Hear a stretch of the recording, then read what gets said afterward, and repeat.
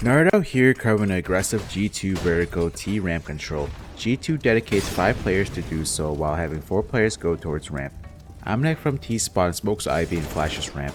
G2 throw a smoke up ramp that allows them cover to advance, denying CT vision, and also extinguishes the CT molly. They also throw a molly top scaffold that will burn any CTs that push behind the Ivy smoke. Kenny will flash nexa and JaCkz through their top ramp smoke, while Hunter is a dedicated scaffold player. Then Sandbags gets mollied. Now let's look at an example where they meet aggression and how it plays out.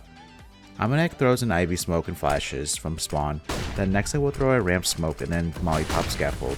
Centaurus will get flashed into scaffold, however the molly nexa throws does some ticks onto him and Hunter kills him from scaffold. Kenny flashes nexa and JaCkz through nexa's ramp smoke and get the kill onto a blind Tabson. Sandbags gets mollied and then Tizian will get traded out by nexa. Ramp control is taken. Let's look at the players' POVs. Kenny, yes, the Awper has the best spawn here, so he uses it to post up on platform because this is the most common angle CT offers peak ramp. He then will flash up ramp to allow his teammates to clear platform and upper ramp. His flash blinds Tabson, netting an easy kill for JaCkz. Then Kenny makes his way up ramp and mollies Sandbags. Nexa throws a ramp smoke that will block off the CT's vision, can smoke out their mollies, and the smoke can also allow G2 to advance on ramp, giving them cover. He mollies top scaffold behind the Ivy smoke in case any CTs push through behind the smoke. Then he makes his way up ramp, switching between anti-flash and not anti in case of any big flashes, and then goes through the smoke and trades out JaCkz.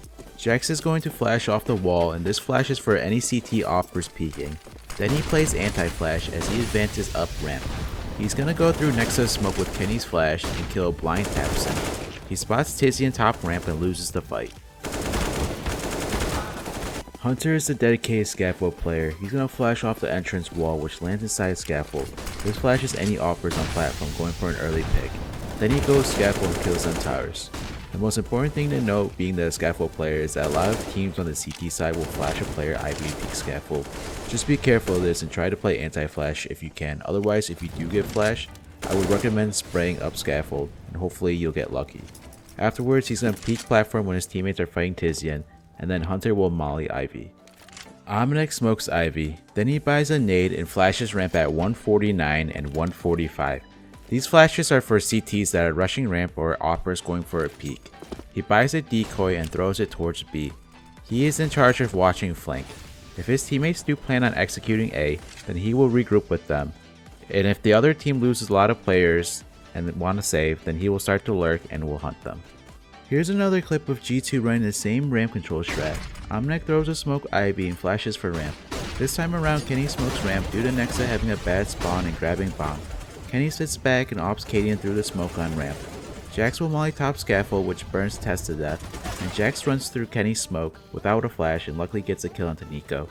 He tries to rush site, however Sound kills him from Sandbags, and Hunter tries to molly him out but Sound has a smoke. Meanwhile this is happening, AmaNEk advances to an open B bomb site and G2 rotate out. Heroic will save. Let's look at the POVs. JaCkz flashes off the entrance wall and then he will flash top ramp. He mollies top scaffold which burns Test to death and goes through the smoke this time around without Kenny's flash. He meets Nico on the other end and kills him. He tries to progress on A thinking it's clear, killing 3 heroic players, however there's another player at Sandbags who kills him.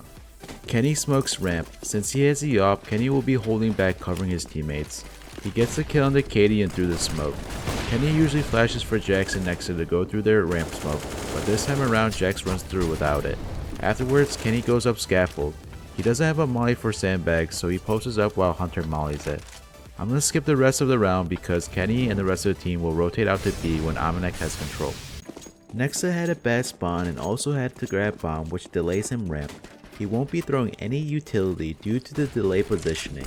Remember his main objective is to go through the smoke with JaCkz after Kenny's flash. He tries to spray Test through the smoke and he retreats due to Heroic's molly.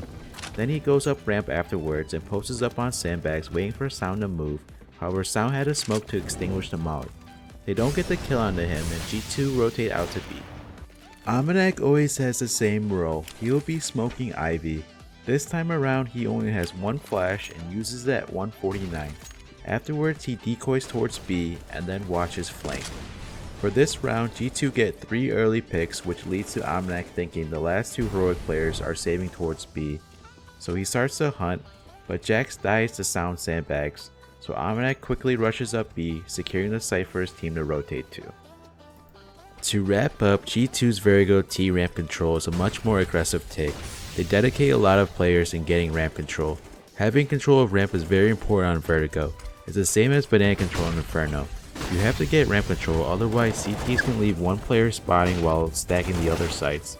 One flaw of this strat is that since you're dedicating a lot of players to get ramp control early on, this leads to the possibilities of the CTs getting map control elsewhere. If you liked the video, please upvote and subscribe. Till next time, not out here, peace.